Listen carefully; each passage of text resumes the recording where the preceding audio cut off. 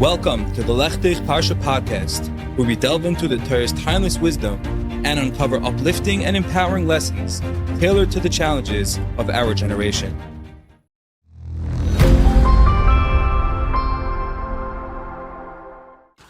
Good morning, good night, Shabbos, B'Shus, Rosh the Rov, Luchos Shlita. So, this week in the beginning of the parsha, first pasuk, see before you, I place before you a bracha and a klala. The Midrash points out something. I never knew it until I saw the Midrash. Incredible about how Matan Torah was, what came along with the Luchos. Midrash Pliya. So the Midrash, first of all, directs us right away. Zesh Amar Kasav. This is what Yirmiyah means. Shimu v'hazinu al tikbo. So Midrash says that when Hashem says, look at the bracha, look at the kala, Hashem is telling us, listen and heed to the words of the Torah, don't become arrogant. Then there's a little bit of an arichus in the Midrash. What does it mean? What's the difference between listening and heeding? And how does it tie into being arrogant? But then the Midrash says something about Matan Torah. Omer Rabbi Lazar. Because the Midrash is talking about how if you listen to the Torah, then you're going to become elevated and you're going to understand the Torah. But don't become haughty means don't think you're such a great person and you're conquering the world, because ultimately you're going to push out Hashem. And then the Midrash mentions something about a sayif, a sword, how you're going to end up encountering a sword, you're going to end up killing yourself, even though you think you're such a great person, but you're going to end up killing yourself. That's the idea of the Midrash. Belazar says something incredible about this idea of the sayif. Amar Belazar, hasayif v'hasefer, yardu, kuchim in Shamayim. You ever knew this? Matan Torah, the tablets. I have it over here on this one, but usually there's tablets on the whatever. From Shamayim descended the Luchos, but along with it there was a sayif, there was a sword. It's Beferish Midrash, Belazar. Kuchim in Shamayim, and they were bundled together.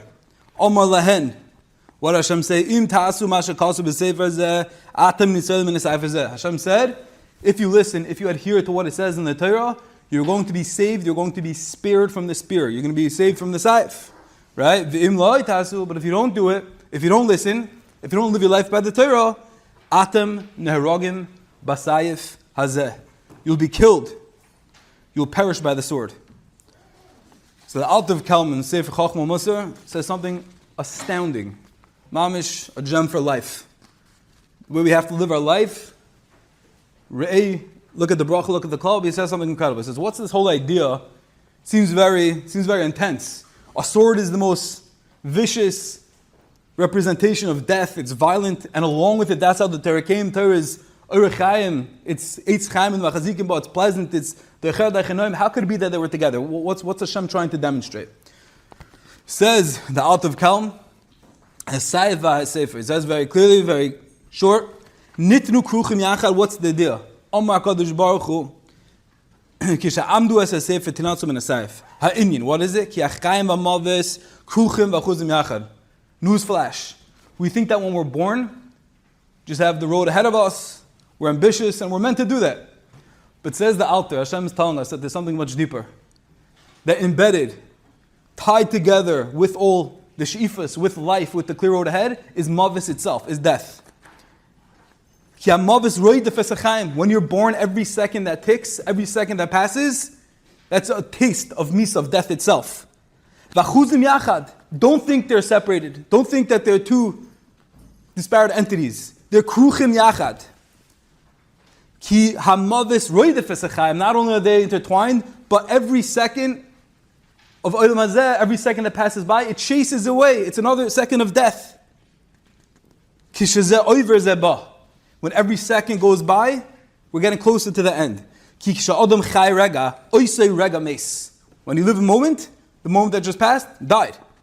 V'chein hu meis kol rega v'rega, ma she'ein kein k'sha'oisek b'Torah.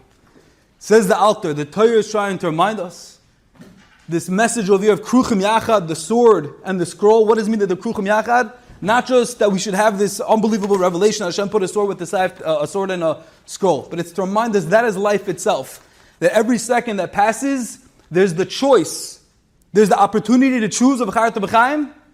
And as a bracha, every second we have the opportunity to change, to choose, And every second is koruch, is bundled up with mavis and chayim. And every second that goes by is another opportunity, is another moment that was chased out from life and essentially is death. Just a few rice. That's the idea of this Midrash. That's what Luchos is saying, that they came down together. Unbelievable. Next week, just an incredible Maisa, is the yard site of the Satmarov on Chavav Av. What does it mean? What's this idea over here of living with the Saif and with the Sefer? How do we do that? So it was Maisa Shahaya. There was an editor of an Israeli journal. The Satmarov obviously was very anti. His love for Eretz Yisrael was, we can't imagine it, but he had a sheet about Eretz Yisrael. And there was a journalist who was very anti the Satmarov and ridiculed him, shamed him publicly. You want to know how a person lives his life, chayim, over mavis? You want to know what he does? This journalist was making chasana for his daughter, and he had no money. Where did he turn? Obviously to the Rebbe. He comes into the Rebbe's office crying. He says, Rebbe, I need money. I'm making chasana for my daughter. I don't have the funds. And obviously he's killing himself inside. How could I ridiculed this Rav? I shamed him. And here I am asking. He felt like such a low life. He wanted to literally bury himself 6 under, but he knew this is the only address. The only person that had enough of a heart that will somehow look over and give him his needs. The Satmarov takes out a checkbook, writes a fat check, sends him off on his way. The Gabbai almost fainted. He said, I understand. He said, do you know who just came in? He said, I know good and well. He said, he's the guy who wrote against you, who humiliated you publicly. You know what the Satmarov's response was? You know what it means to choose Chaim over Mavis? He said, bring him back. And he gave him more money. Because choosing life over Mavis means realizing that there's a God and His Ratzon, and realizing that there's nothing besides, which can be often very challenging, very difficult. But this encapsulates, this reminds us that every second is karuch, is bundled up with the choice of Chaim and Mavis, whether it's learning more Torah, giving more tzedakah, living as a bigger and better maimon, as a better husband, father, whatever it is, Eved Hashem. We have choices, they're very difficult. But Hashem says, the first words of the parsha, Re'ei anoichi nois levrich, I'm giving it to you, and they're going to be hard. It's not going to be easy. It's a journey. But it's bracha u'klala, and the choice is yours.